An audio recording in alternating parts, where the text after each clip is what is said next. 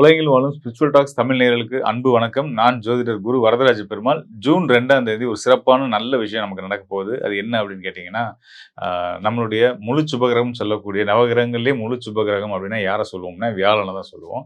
அவரை குருவாவும் சொல்லுவோம். அவர் வந்து வந்து கடக ராசிக்கு தன்னுடைய உச்ச வீடுன்னு சொல்லக்கூடிய கடக ராசிக்கு வரப்போறார்.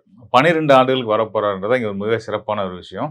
எப்பயுமே வந்து பார்த்தீங்கன்னா, குரு வந்து தன்னுடைய சுழற்சியை முடிச்சு ஒரு இருந்த ராசிக்கு திரும்ப வரதுக்கு 12 ஆண்டுகள் எடுத்துக்குவார். அந்த வகையில கடக ராசிக்கு மீண்டும் 12 ஆண்டுகளுக்கு பிறகு ஜூன் 2ஆம் தேதி வந்து அமரப் போறார். ஓராண்டு அங்க இருக்கப் போறார். அங்க இருந்து கண்டிப்பான முறையில அவர் சுபகிரகம் தானே. அதனால ஒவ்வொரு ராசிக்காரர்களுக்குமே அவர் யோக பலன்கள மட்டுமே குடுக்கப் போறார். உலகத்துக்கே நல்ல நிம்மதியும், சந்தோஷமும், பொருளாதார நிலை இப்ப சமீப காலங்கள்ல பார்த்தீங்கன்னா, போர் பிரச்சனைகள், அப்புறம் இந்த வைரஸ் இன்ஃபெக்ஷன் இந்த மாதிரியான நிறைய அனாவசியமான சங்கடங்கள்லாம் மக்கள் ஃபேஸ் பண்ணிட்டு இருக்காங்க. விலைவாசி உயர்வு இப்ப அரசாங்கங்களுக்குமே நிறைய நெருக்கடிகள் இதெல்லாம் நடந்துட்டு இருக்கு இல்லையா? இது தனி மனிதருடைய வாழ்க்கையில நிறைய பாதிப்புகளை ஏற்படுத்திட்டு இருக்கும். ஸோ இந்த சங்கடங்கள் எல்லாம் தீர்க்கக்கூடிய ஒரு உன்னதமான விஷயத்த நம்ம குரு பகவான் நமக்கு செய்ய போறார். அவர் ஜூன் 2ஆம் தேதியிலிருந்து அவருடைய ஆட்டத்த நம்ம பார்க்க போறோம். அவர் கண்டிப்பான முறையில ஒவ்வொரு ராசிக்காரர்களுக்குமே தனித்துவமான சிறப்பான யோகங்கள குடுக்க போறார். ஒவ்வொரு ராசிக்கு என்னென்ன யோகங்கள குடுக்க போறார் அப்படின்றத பார்க்க போறோம். குறிப்பா மேஷம் முதல் மீனம் வரையான 12 ராசிக்காரர்களுக்கும் உங்களுக்கான என்ன யோகம், இந்த குருவுடைய பயிற்சியினால என்ன யோகம் நமக்கு கிடைக்க போகுது அப்படின்றத நீங்க தெரிஞ்சுக்க போறீங்க. தொடர்ந்து காணொளிய பாருங்க. நிச்சயமா உங்களுக்கு பயனுள்ளதா இருக்கும்.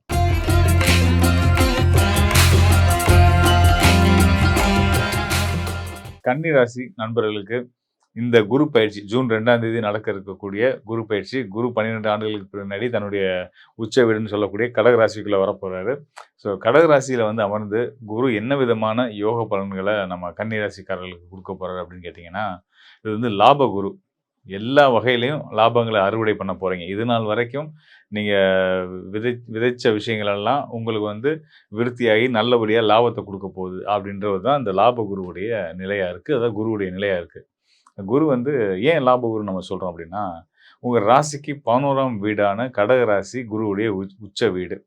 அந்த உச்ச வீட்டுக்கு குரு பகவான் ஜூன் 2ஆம் தேதி வரப்போறாரு. அது லாபஸ்தானம். லாப வீடுன்றது லாபஸ்தானம். இந்த லாபஸ்தானத்தில அமரக்கூடிய தனகாரகன்னு சொல்லக்கூடிய குரு பகவான் உங்களுக்கு பொருளாதார ரீதியா மட்டும் கிடையாது. நீங்க என்னென்ன முயற்சிகள் எடுத்திருந்தீங்களோ, அந்த எல்லா வகையிலயுமே வந்து உங்களுக்கான நல்ல ஆதாயங்கள குடுக்க போறாருன்னு அர்த்தம். இது நாள் வரைக்கும் நீங்க பிரதிபலன் பாராம நிறைய நல்ல விஷயங்கள் செய்திருக்கலாம். மற்றவங்களுக்கு உதவி இருக்கலாம். அவங்கலாம் அந்த அந்த அந்த அவங்களுக்கு நீங்க செஞ்ச அந்த அவங்க கைமாறா வந்து உங்களுக்கு செய்ய நினைக்கிற விஷயத்த சரியான நேரத்தில உங்களுக்கு வந்து செய்ய போறாங்க. உங்களுக்கு கிடைக்க வேண்டிய ஆதாயங்கள் சரியான நேரத்தில கைக்கு வந்து கிடைக்க போகுது. எல்லா வகையிலயும் உங்களுடைய வாழ்க்கையில பல நல்ல ஆதாயங்கள நீங்க அடையக்கூடிய ஒரு அற்புதமான அற்புதமான ஒரு லாபகரமான காலமா அடுத்து வரக்கூடிய ஓராண்டு இருக்க போகுது குருவுடைய அருளால.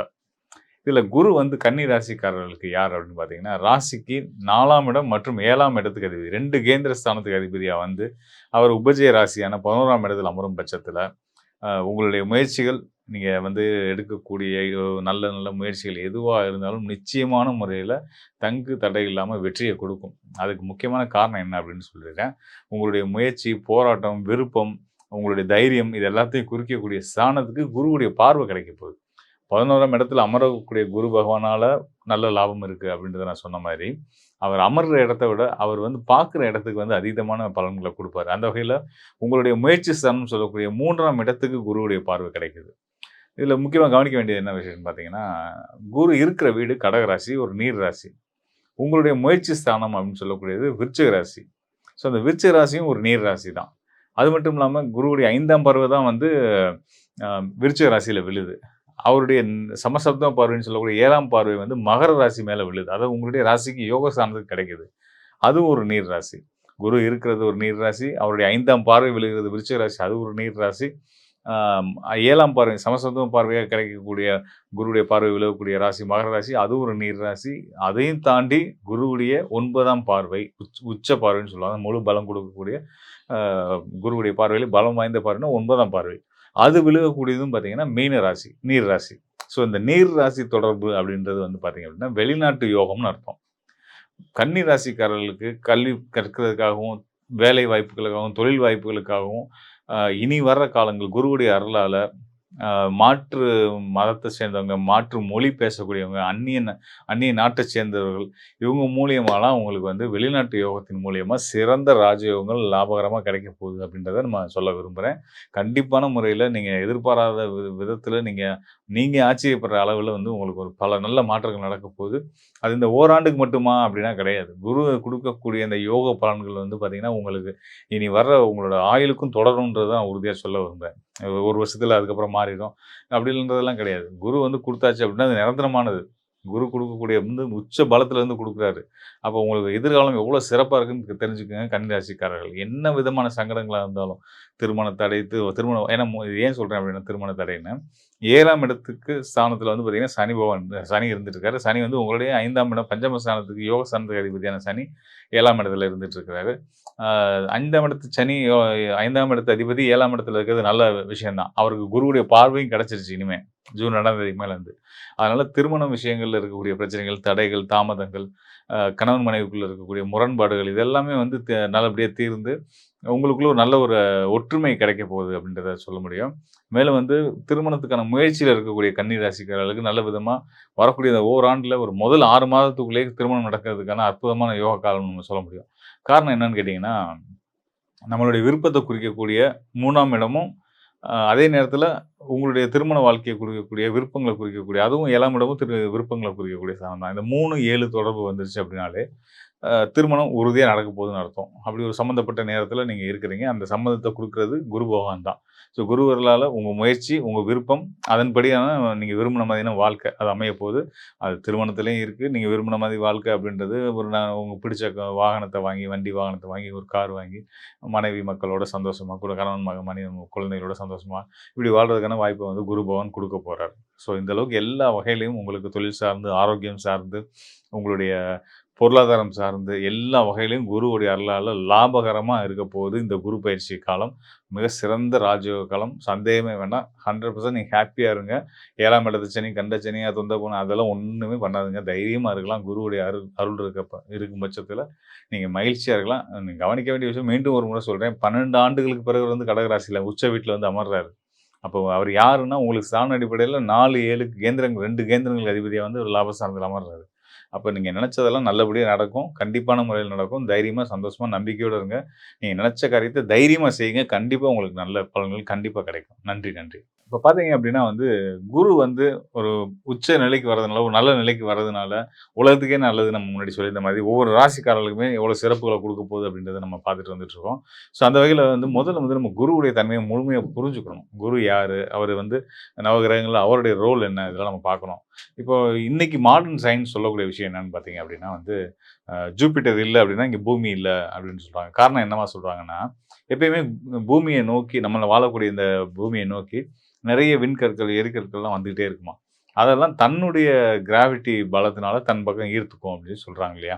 ஸோ அதுதான் வந்து நம்ம ஜோதிடத்திலுமே நம்ம சொல்றோம். அதாவது குரு பகவான் வந்து பார்த்தீங்கன்னா, அவருடைய பார்வையினால நமக்கு வரக்கூடிய கஷ்டங்கள அவர் விலக்கிருவாரு. நமக்கு எந்த தொந்தரவும் இல்லாம நம்ம பார்த்துப்பாரு நம்ம சொல்றோம் இல்லையா? அதேதான். ஏன்னா குரு வந்து இங்க நமக்கு வந்து அவருடைய பார்வை அப்படின்னு நம்ம சொல்றது அவருடைய கதிர்வீச்சு. ஜூபிட்டருடைய கதிர்வீச்சுகள் வந்து நமக்கு நம்மளுடைய ராசி மண்டலம் இருக்கு இல்லையா? இதுல ஒரு சரியான இடங்கள்ல கிடைக்கும்போது நல்ல பலன்கள செய்வார். குரு இருக்கிறனால தான் இந்த பூமியில மண்ல உயிர்கள் வாழ்றாங்க. நம்மளும் நிம்மதியா சந்தோஷமா வாழ்ந்துட்டு இருக்கோம். அப்படிப்பட்ட நன்மைகள செய்யக்கூடிய, சிறப்புகள செய்யக்கூடிய குரு பகவான் தன்னுடைய உச்ச வீடுன்னு நம்ம சித்தநாதர்கள் குடுத்துருக்காங்க. இவர் வந்து இந்த இடத்துல வந்து நல்ல முழு பலம் பெறுவாரு. இந்த கிரகம் முழு பலத்தோட இருக்கும். இந்த இடத்துக்கு சூரியன் வந்து மேஷத்துக்கு சூரியன் வந்து அவர் முழு பலத்துல இருப்பாரு. மீனத்துல சுக்கிரன் வந்து அவர் முழு பலத்துல இருக்காரு. இப்படிலாம் சொல்லுவாங்களே, அது மாரி குரு வந்து உச்ச பலம் அடைறதா கடக ராசிய சொல்றாங்க. ஸோ அப்ப கடக ராசி மண்டலத்துக்குள்ள குரு பகவான் வந்த பின்னாடி, அவரு முழு சுப கிரகமா இருக்கிற பட்சத்துல எல்லாருக்குமே நல்லது. உலகத்துக்கே நல்லது. உலகத்துக்கே நல்லது மீன்ஸ் வந்து, அ இனி இந்த உலகத்துல அனாவசியமான இயற்கை பேரிடர்களோ, சீற்றங்களோ, இந்த போர் சம்பந்தமான பிரச்சனைகளோ, இந்த மாரி எந்த ஒரு அரசர்களுக்குள்ள அந்த அரசர்கள் மீன்ஸ் வந்து இன்னைக்கு நாட்ட ஆளக்கூடிய தலைவர்கள் தான் வந்து சொல்லணும். அமெரிக்க அதிபர் ஆகட்டும், இஸ்ரேல் அதிபர் ஆகட்டும், இந்த மாரி பல நாடுகளோட அதிபர்கள் ஒருத்தர் வந்து சண்டை போட்டுக்கிறது, வச்சுக்கிறது இந்த மாரி பிரச்சனைகள்லாம் இருக்கு இல்லையா? இதெல்லாம் உங்க மனசுலலாம் கூட ஒரு நிதானமும், சந்தோஷமும், ஒரு சாந்தமும் வந்து அவங்களும் வந்து தன்னுடைய அந்த போர் குணத்தெல்லாம் குறைச்சுக்கிட்டு மனிதாபிமானம் கொஞ்சம் மேலோங்கி இருக்கும் அப்படின்றத நம்ம தெரிஞ்சுக்கலாம். ஸோ இவ்வளோ சிறப்புகள செய்யக்கூடிய குரு பகவான் ஒவ்வொரு ராசிக்காரர்களுக்குமே கண்டிப்பான முறையில நம்ம 12 ராசியில எந்த ராசியா இருந்தாலும் சரி, லக்னமா இருந்தாலும் சரி, கண்டிப்பா இங்க அடுத்து வரக்கூடிய ஓராண்டு ரொம்ப சிறப்பான காலமா இருக்க போகுது. இங்க முக்கியமா நான் ஒரு விஷயத்த சொல்ல விரும்புறேன். நான் பல காலமா சொல்லிக்கிட்டு இருக்கேன். 2020லேருந்து நான் சொல்லிட்டு இருக்கக்கூடிய விஷயம் என்னன்னு கேட்டீங்கன்னா, இந்த 2020லேருந்து 2030 வரைக்குமான இந்த தசாப்தம், இந்த 10 ஆண்டுகள் அப்படின்றது வந்து பார்த்தீங்கன்னா, ராகுவுடைய காலம். இது வந்து ரொம்ப பொல்லாத ஒரு காலகட்டம் தான். இதுல நமக்கு ஒரு நல்ல காலமா நடுவுல வரக்கூடிய ஒரு சில காலங்கள் இருக்கு. அது வந்து குறிப்பா வந்து இப்ப 2025 ஓரளவுக்கு நல்ல ஆண்டுன்னு தான் நம்ம சொல்லணும். இப்ப 2026மே நமக்கு வந்து இப்ப இனிமே 2026லேருந்து 27 வரைக்குமான இந்த காலம் வந்து குருவுடைய காலம் வந்து ரொம்ப சிறப்பாவே இருக்க போகுது. குருவுடைய அருளால சிறப்பா இருக்க போகுது. இவ்வளோ சிக்கலான இந்த தசாப்தத்துக்குள்ள இந்த ஓராண்டு ரொம்ப சிறப்பா இருக்க போகுது. எல்லா சங்கடங்களையும் நிவர்த்தி பண்ணி விலக்கிட்டு, நாம ஒரு நிம்மதியான வாழ்க்கை சூழல வாழ்றதுக்கு, பொருளாதாரத்த சரியா நம்ம வளர்த்துக்கிறதுக்கான வாய்ப்புகள் எல்லாம் குரு பகவான் குடுக்க போறாரு. ஸோ இதெல்லாம் வந்து கோச்சார அடிப்படையில குருவுடைய நிலை சிறப்பா இருக்கிறதுனால நடக்கக்கூடிய நல்ல பலன்கள். அது மட்டும் இல்லாம, உங்களுடைய சுய ஜாதகம். இங்க நம்ம வந்து கோச்சார பலன மட்டும் ராசி அடிப்படையிலான கோச்சார பலன்கள மட்டும் நம்ம பெரிதா எடுத்துக்கணுமா?